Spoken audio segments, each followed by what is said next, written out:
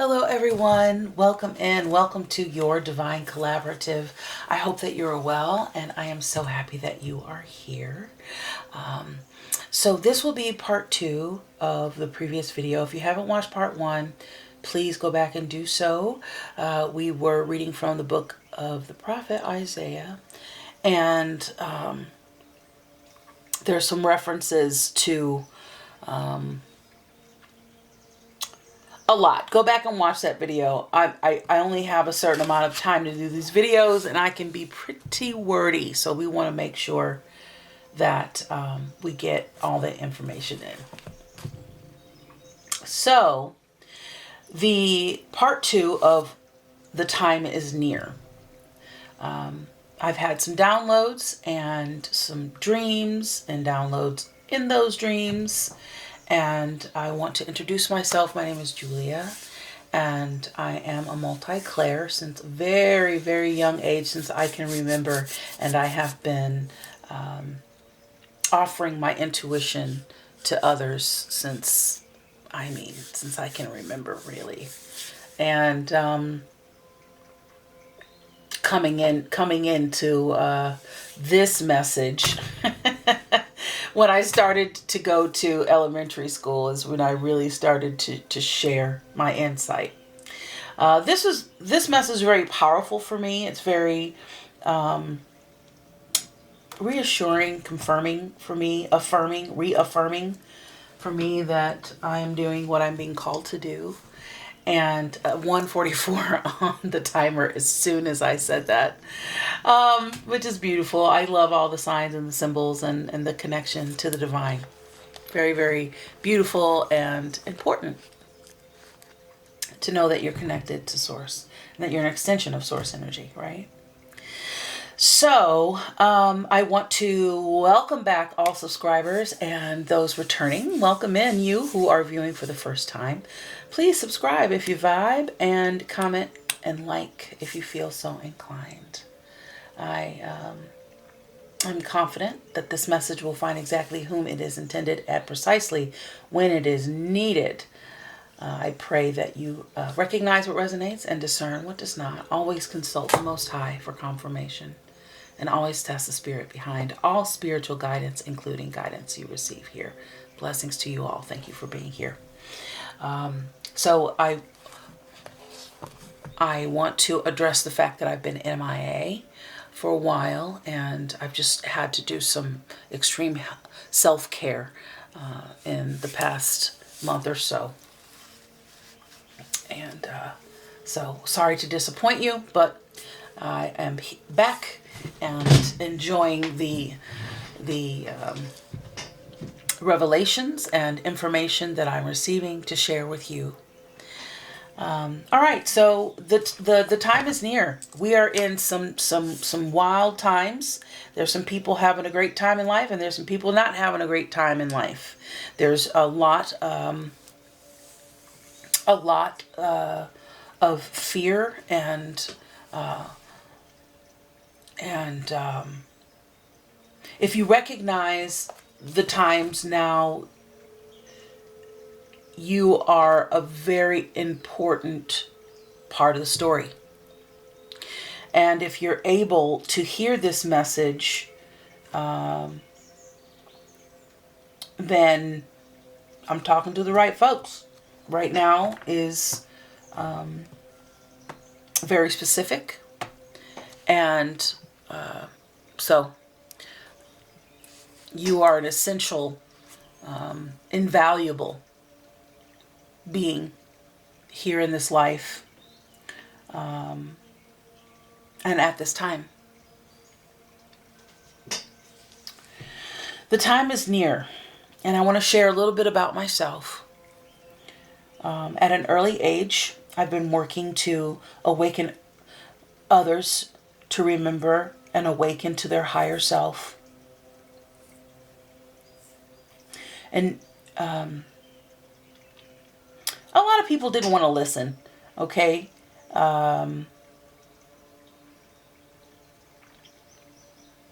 When you're a kid prophesying, people think you're weird. It is weird. What are you talking about? I want to play with my Barbies and my Legos and my, hot rods. What are those called? Hot Wheels and whatever kids do. Watch my cartoons. Why are you talking? This is not church. Why are you speaking this speak? So at an early age, I've been let's just say first grade. Let's just call it that. No one really wanted to hear what I had to say. I was weird and too deep for people. But one person I had the privilege of meeting in my later life, in my late teens, happened to remember that I would say deep, quote unquote, deep or weird things, and remembered that I would write in our yearbook, which we called a chronicle,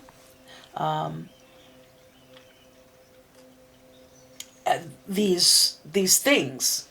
And that left me feeling, I could not believe that this person remembered that. And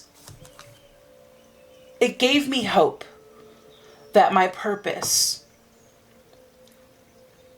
was noticed and remembered. I had great suffering as a young child, and it sounds horrible, but part of my purpose was to suffer at an early age, to turn people, quote unquote, on, to help awaken others to their spiritual side in order to ignite the awareness of their higher self. Sedona, Arizona might be significant to someone listening. In order to gather as many to heighten their awareness to their inner dimensions for their highest good and the highest good of all, to that connection with Source. Because in this lifetime, we would be incredibly instrumental in what would be a mass awakening, a mass ascension, and many people would be left behind.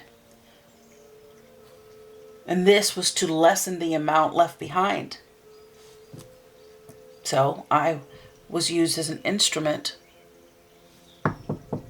Hello, remember who you are. You don't have to be scared. Or whatever I would say.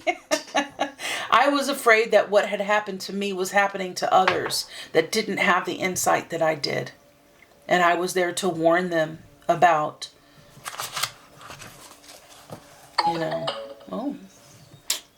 confirmation. I was there to warn them about, warn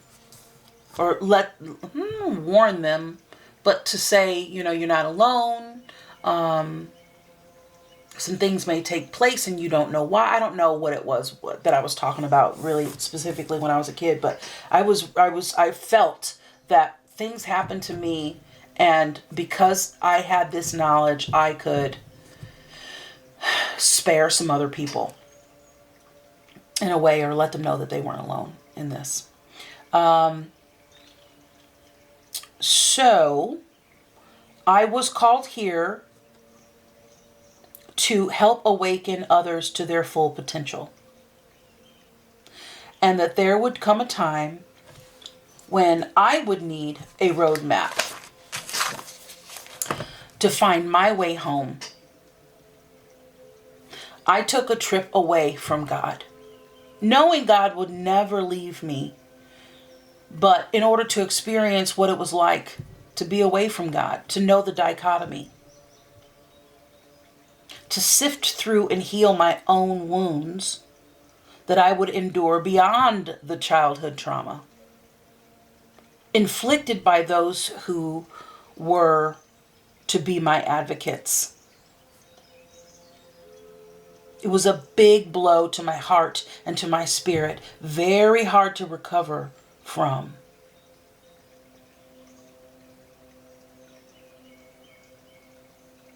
We talk about Joseph and the coat of many colors. Genesis 37.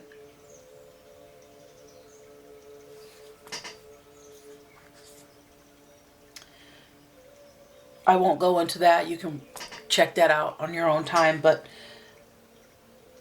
I have been clamoring my way back ever since.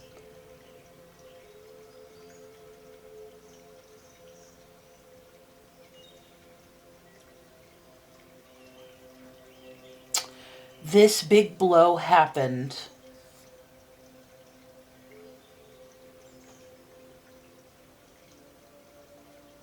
in a series of occurrences. Okay, directly before reuniting with that childhood schoolmate who would reflect as we were chatting one day. I don't know, we were hanging out one afternoon or night, something like that.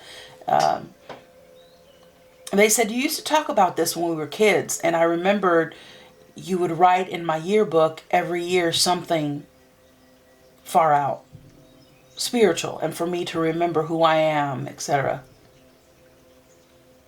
Just knowing that someone remembered and that stuck with someone. We hadn't known each other after the 4th grade. It helped me remember, helped me recover from that time of my life, which unfortunately highlighted the earlier trauma that I had to just swallow and move through. It helped me know that none of that was in vain. And I had indeed done my job. Now, that insight and the impact of having that information lost its power. And we talked about in the previous video how we had such strong conviction at one time, and it had been a little diluted as we got older from this and that and whatnot. Be sure to check out part 1 of this video, okay?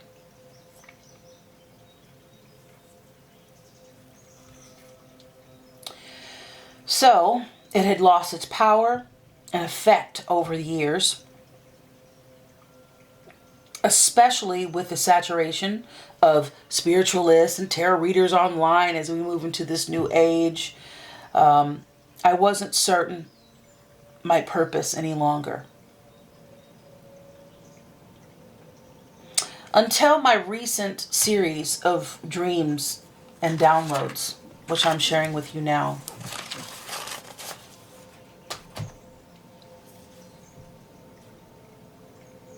Now, before in part 1, there was the orphan card had come up,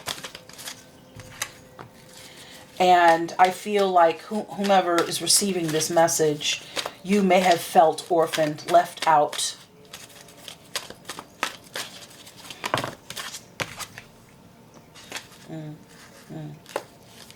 Community, peace. Okay, yeah. Never-ending story came up as well. So I'll read a couple of these. I feel like my battery's going to die here in a minute, so I don't want to. Soulmates. Okay. Some of you who aren't clear on your relationship status at this time will find that you're meeting your soulmates. Could be romantic or platonic, but you're coming into your soulmates. Now that orphaned card did not come up, but what has come up first is 45, which in numerology reduces to the number 9. Time to go. Okay, so endings, completion, walking away from something because there is nothing else to learn from this experience. And you are at the end of your journey, of one journey, and have not begun the next. Unfinished Symphony came out too last time. So this is the moment to bless your experience thus far. Take stock of what you've learned. It's time to move on to new experiences and a new way of being. And there's nothing left for you to do, be, or experience in your present circumstances. Take the risk and move on, even if you need to be in transition for a time. Your destiny is calling you. To be fair. Never-ending story. Let me read that one because that one popped up first. That's 37. Okay, which translates to the number 10. Or reduces to the number 10. Alrighty, so this is self-criticism, the wounded ego, unnecessary dramas.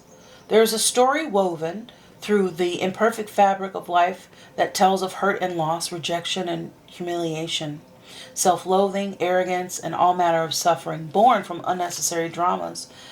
It is the old story whose refrain that you cannot do this, you must not go there, you shouldn't say that, lest your world come tumbling down. Today, know that none of this is actually true. The sky is not falling. The voice you hear is just a small, scared, conditioned part of you that got stuck in a lie and wants to protect you and needs to be seen as a victim. Be prepared. If this battery goes out, I'll do a part 3. But a voice you hear is just a small, scared, conditioned part of you that got stuck in the lie and wants to protect you and needs to be seen as a victim. Love that lost piece of you. Fear is all it knows. Distorted guidance is preventing you from being true to yourself. You are not your story. The narrator is simply the voice of your fearful part, small and vulnerable and easily soothed. So in a relationship, sometimes your heart enters into a contract with another that results in pain, not because of abuse or neglect, but for other more complex reasons. Shame, fear of intimacy, and low self-esteem are the greatest challenges to the success of a relationship. So that may have to do with the soulmates card that came out. Somebody's going through meeting a new relationship and not being able to really trust. So maybe we'll do a reading about that. So to be fair, number 38, 11, which is master number, okay? So it's idealism, intuition, insight, okay? Empathy. You're an old soul. Yeah. Alrighty. 11. To be fair, or 38. So it's about balance, justice. You need to consider your options, mutual benefit, and the law of cause and effect. Life offers us experiences that are challenging and experiences that are nourishing, yet over time they strike a balance. You move from being to doing, to stasis, to recovering, to loving, letting go, to being again. Life is a pendulum swinging between all of these states, and you will always oscillate back and forth between doing and being. If you're not content with where you are at this moment, remember that all experiences have their place. Accept them without judgment, and you will see how the universe adjusts in perfect balance. You reap what you sow. For every cause, there is an effect. Wondrous things will be revealed now. Beautiful. And now we have peace. Did I hold this up for you? To be fair. Okay. I will do part 3, and that will delve more into this relationship. And I'll start with peace. Okay? I'll see you in a moment.